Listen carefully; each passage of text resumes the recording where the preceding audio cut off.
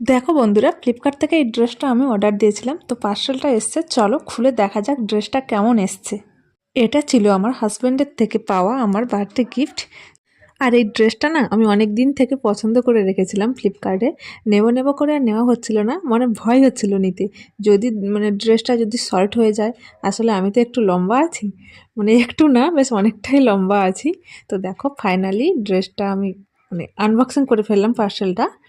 দেখো ড্রেসটা কেমন লাগছে, একদম বাচ্চাদের মতোই লাগছে।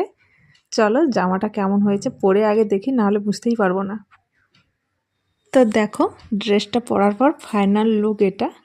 মানে কি বলবো, ফিটিংসটা এত সুন্দর হয়েছে, মানে কি বলবো আর। অসাধারণ অসাধারণ লেগেছে। ফিটিংসটা খুবই ভালো হয়েছে। সামনে আর পেছনে দেখো সেম ডিজাইন। আর আমি যেটার ভয় পাচ্ছিলাম, ভেবেছিলাম হয়তো লেন্থে একটু শর্ট হবে, বাট না, ওটা হয়নি। লেন্থ একদমই ঠিক আছে। আর জামাটা ফিটিংসও খুব সুন্দর হয়েছে। ভীষণই ভালো লেগেছে, অসাধারণ এক কথায়। আর বন্ধুরা, তোমাদের কেমন লাগলো এই ড্রেসটা সেটাও কিন্তু কমেন্টে জানিও। তোমাদের জন্য তো আমি কমেন্ট বক্স খুলেই রেখে দিয়েছি।